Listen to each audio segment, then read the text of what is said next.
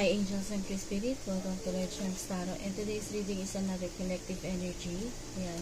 So, collective po to, hindi po siya personal reading. So, maaring kayo po lahat ay makarelate po dito. Ayan. So, tignan po natin kung kaninong energy yung mapipick up nitong cards natin. Ayan. So, hindi po siya personal na reading. Okay? So, keep in mind na lang po. Ayan. So, title po natin is ano ang nakikita ng tarot reader sa personal mong buhay na dapat mong malaman. Ayan, yung mga kung aware ka or curious ka na gusto mong malaman kung ano yung mga nakikita ko o katulad ko na tarot reader. Ayan, so kung gusto mong malaman kung ano yung nakikita namin sa personal mong buhay na parating sa'yo, kung kailangan mo ng guide, ayan, so eto po yung reading na to. Ayan, so, ito po sa mga hindi pa po nakasubscribe, please do like, subscribe, and click the bell icon for more updates. At doon po sa mga nakasubscribe na po, thank you po sa inyo. Ayan, doon po sa mga gusto magpa-personal reading, magpa-private reading, or magpa-aura, kahit ano.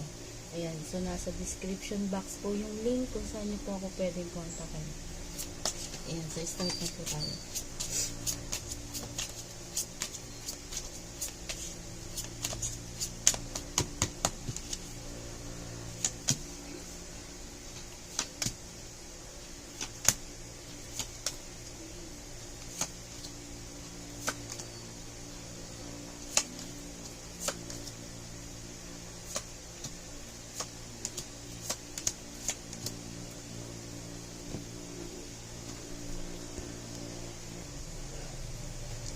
So, ito po sa situation, challenge, advice, and outcome. Ano ang nakikita ng tarot reader sa personal mong buhay na dapat mong malaman? So, meron po akong mix na energy na nababad dito. Meron pong reality, ibig sabihin yung talagang nangyayari sa totoong buhay. At meron din naman yung unseen, pero nangyayari. Gets niyo po ba ibig sabihin? Kumbaga yung hindi nakikita ng dalawang mata mo, pero yun yung totoong nangyayari. At meron din naman yung reality, ibig sabihin, as in nakikita ng dalawang mata mo na nangyayari sa paligid mo o sa personal mo. So, eto yun. Okay, so mix yung energy na nababad ko dito. Merong relationship, merong about sa love life mo, meron sa personal mong buhay, sa mga pinagdadaanan mo, meron din career akong nakikita dito. Ayan. So, mix. Some of you, may nababibe ako dito. Eto unseen, pero nangyayari. Hindi nakikita ng dalawang mata mo, pero yun yung nangyayari sa paligid mo o mismong sa'yo nangyayari. Ayan. Some of you, may nababibe ako dito na if, kung nakakaramdam kayo or minsan nagigising kayo sa madaling araw, ayan, yung madaling araw na unexpected, na bigla na lang kayong magigising. Like, 2 o'clock in the morning, mga 3 o'clock in the morning, mga ganyan.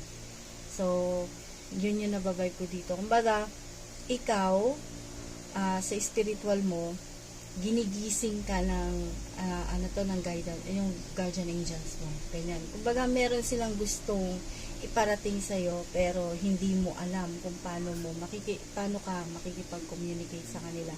Pero, binibigyan ka nila ng sign para makausap mo sila. Ayan, kumbaga, habang natutulog ka, bigla ka na pungatan, o nagising ka na lang bigla na hindi mo alam kung ano yung reason.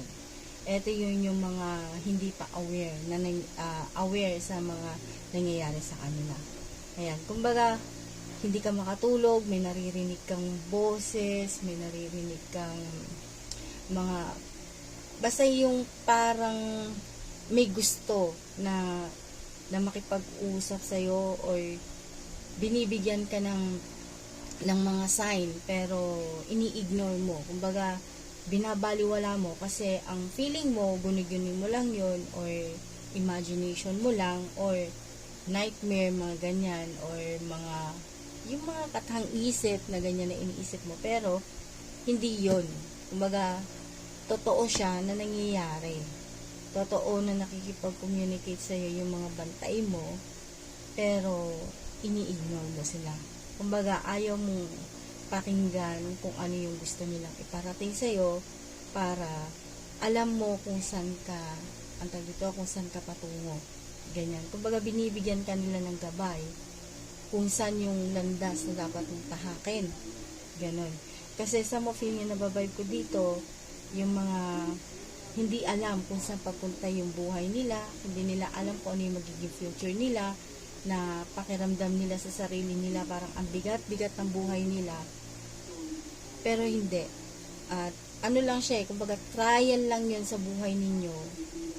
Pero, merong success na, antay dito, merong kang success na mararating doon sa trial na yun.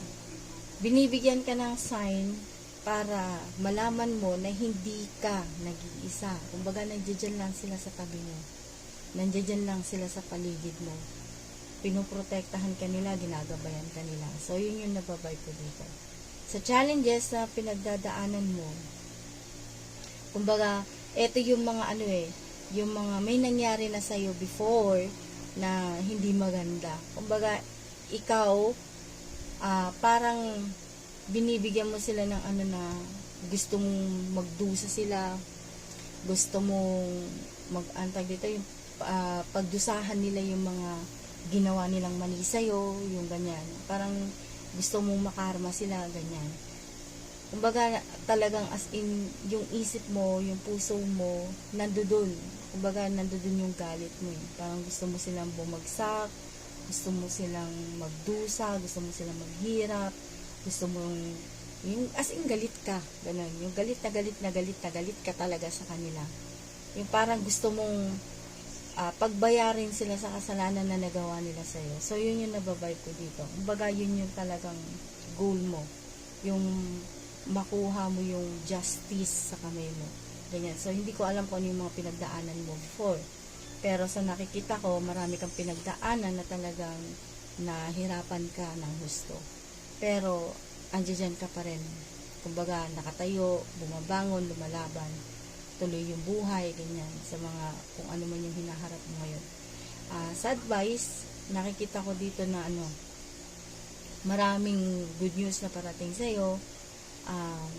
Meron din ako nababibe dito na pagdating sa love life mo, meron kang person na hindi talaga kayo nag-uusap, hindi kayo nagkikita, ganyan, so magkalayo kayo. Pero, may nakikita ako kasi dito na etong person na to, na matagal mo nang hindi nakakausap, kumbaga, ikaw yung first choice niya eh.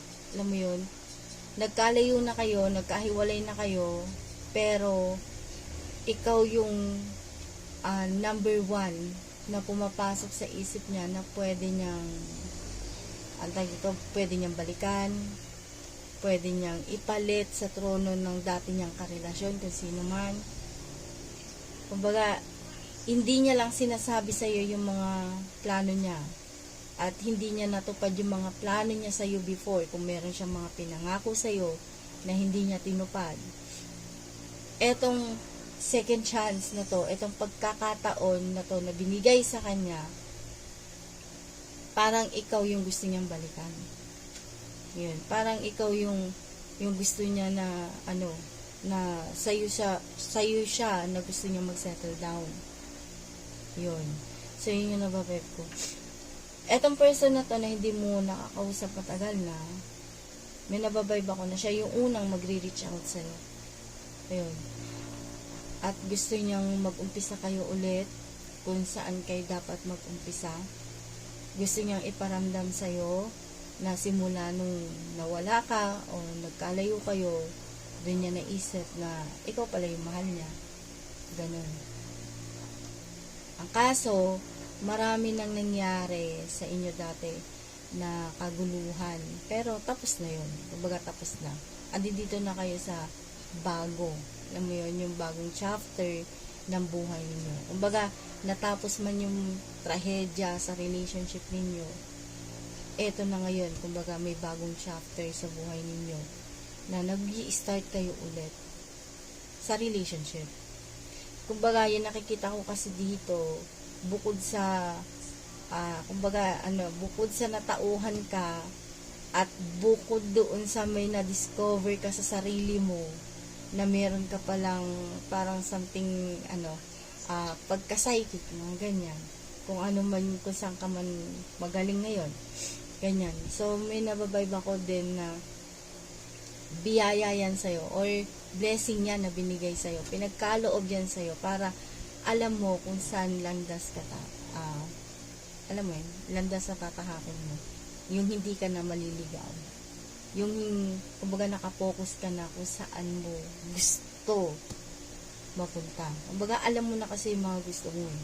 Alam mo na sa sarili mo kung ano yung mga gusto mong marating, gusto mong puntahan, kung ano yung mga gusto mo sa buhay mo, alam mo na. So, lahat yon, lahat ng gusto mo, makukuha mo. Kasi, etong nakikita ko kasi dito, parang, sa kabila ng lahat ng pinagdaanan mo, parang deserve mo na matanggap lahat yung dapat mong matanggap. Kung ano yung deserve mo. Much better yung yung binibigay sa'yo ngayon na second chance kaysa yung dati. Yun yung nakikita ko dito. Ayan, so some of you lang, hindi ko nila lahat. Kunin nyo na lang kung ano yung nandoon, kung ano yung part na para sa inyo. Ayan, so yung nakikita ko kasi dito, mix yung energy. Hindi ko alam kung sino talaga yung pinipinpoint itong card sa inyo. Ayan, so kayo na pong bahala. Ayan, so yun lang po. Maraming salamat. Thank you and God bless. See you next time. Thank you and bye-bye.